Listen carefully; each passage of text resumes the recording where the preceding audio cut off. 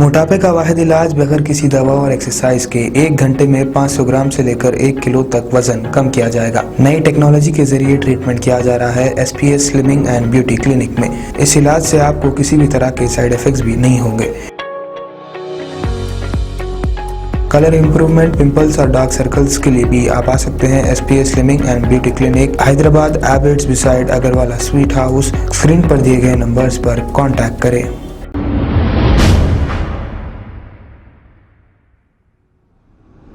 अस्सलाम वालेकुम नाजरीन, मैं हूं मोहम्मद अब्दुल हकीम। आइए देखते हैं आज का ये खबरनामा। नागपुर महाराष्ट्र के रहने वाले फारिस कादरी ने जो यूपी में इलेक्शंस चल रहे हैं इसी के ताल्लुक से प्रेसिडेंट जामिया उलमाए हिंद से इलेक्शन के ताल्लुक से बात की और ये कहा कि आप खुलकर कौन सी पार्टी को सपोर्ट कर रहे हैं, ये कहा। आइए सुनते हैं ये कॉल रिकॉर्डिंग।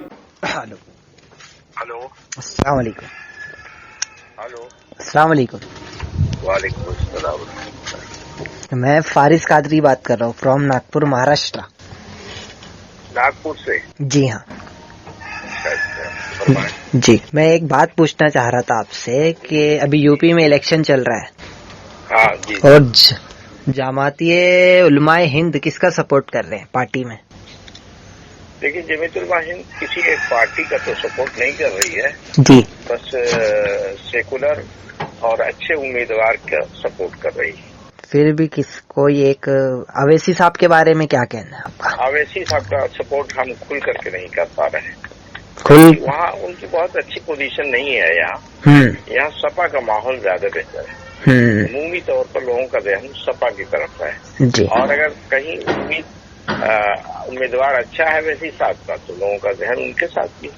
अवैसी साहब का बारे में थोड़ा सा यूपी की पब्लिक में एक अवेयरनेस लाना बहुत जरूरी है, जो आप लोग कर सकते अच्छी तरीके से। क्या? ये हैदराबाद के अंदर में 1,33,245 एकड़ वक्फ की प्रॉपर्टी जिनकी वैल्यू तकरीबन 15 से 20 लाख करोड़ रुपए है, इसमें से इन्होंने बहुत सारी घपला करके बेचे लोगों ने, उसका कोई इस पे लोग बोलते नहीं। दूसरी बात इनकी, अवैसी साहब के मुसलमानों के प्रति कोई अच्छा काम, इनकी कॉन्स्टिट्यूंसी सबसे ज्यादा गरीब है, इनके 7 MLA जो है ना वहां पर में जीरो डेवलपमेंट। आज हैदराबाद न्यू सिटी आसमान छू रहा है, रोड की सहूलियतें, बड़े इंडस्ट्री आ रहे, बिल्डिंगा बन रहे हैं, वहां पर में बहुत डेवलपमेंट हो रहा है। और यहाँ पर में इनके एरिया में पूरा जीरो डेवलपमेंट, काम कुछ भी नहीं करते, गरीबों का सिर्फ खून चूस कर ये लोग वो कर रहे हैं, ये फैक्ट है। और रही बात, इन्होंने मुसलमानों के लिए तो आज तक के कुछ करे नहीं, सिर्फ सिवाय बोल वचन के बोलना। वो तो लोग समझ रहे हैं, ऐसी बात नहीं है जी। इनकी तरफ ध्यान लोगों का नहीं है। जज्बाती कुछ ध्यान तो बिल्कुल परफेक्ट नहीं है, लेकिन मीडिया जिस तरीके से हाईलाइट कर रही है 10, 15, 50 लोगों का भाजपा के लिए जितने वोट की मुंतशिर करेंगे जी, उतने ही भाजपा का फायदा होगा, इसलिए मीडिया उछाल रहा है इनकी बातों को। बिल्कुल। लेकिन ऐसा नहीं है, हमारे इलाके में तो कहीं इनकी पोजीशन अच्छी नहीं है और न कोई रुझान है। जी, लेकिन ये सिर्फ वोट खराब भी खैर वोट का तो मसला नहीं है, वैसे दूसरे भी वहां पर मैं कोई पॉलिटिकल को सपोर्ट तो नहीं, बाकी ये जिस तरीके से माहौल देश में खराब हो रहा है, एक तरफ भाजपा और इनकी वजह से भी बहुत फर्क पड़ रहा है ना, क्योंकि ये लोग और वो लोग, ये दोनों के दोनों सिर्फ हिंदू मुसलमान की अगर देश में बात चलेंगी तो कभी डेवलप नहीं हो पाएगा। और एक तरफ ये मुसलमानों की आवाज उठाने का सोचते, दूसरी तरफ से लोग क्रिएट करके मुद्दा इनको देते, ट्रिपल तलाक पे इनको मुद्दा दिए लोगों ने, हालांकि कोई सेंस नहीं था उसके अंदर में, देश का कोई बेफायदा नहीं है। ये पब्लिक को समझना चाहिए। पब्लिक को क्या लगता है, जज्बाती मुसलमानों को कि नहीं हमारे हक की आवाज उठा रहा है बस। अब NRC के ऊपर में इन्होंने बिल फाड़े, लेकिन NRC का फुल फॉर्म जिस मुसलमानों को नहीं मालूम वो प्रोटेस्ट करने निकले, लेकिन NRC बिल्कुल गलत और वो नॉनसेंस है। वो कुछ भी वो चीज जो है ना दाखिल गवर्नमेंट कर ही नहीं सकती। NRC जो है अब ये बोल रहे कि देश के नागरिकों को हम बाहर भेजेंगे, मतलब कि हमारे इंडिया में जो घुसपैठिया है, जबकि ये चीज पॉसिबल करना बीजेपी के लिए 50 साल में भी पॉसिबल नहीं है, ये सब नॉर्मल सी बात है।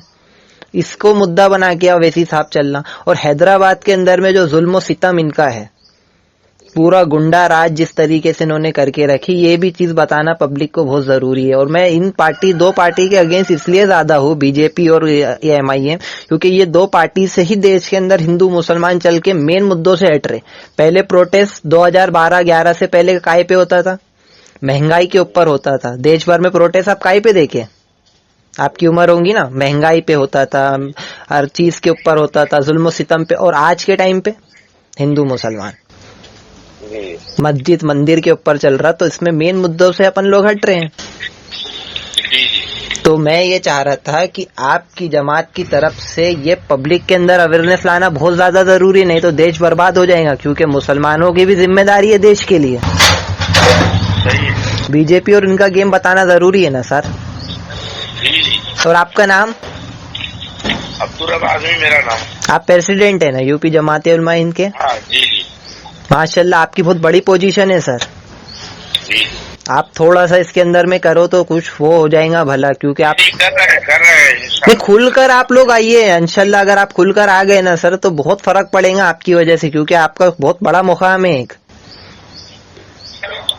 ठीक है ना? बिल्कुल बिल्कुल सर, शुक्रिया, बिल्कुल। अल्लाह हाफिज।